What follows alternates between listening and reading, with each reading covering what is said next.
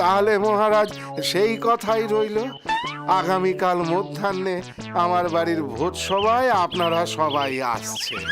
আচ্ছা, এখন তাহলে আসি, প্রণাম।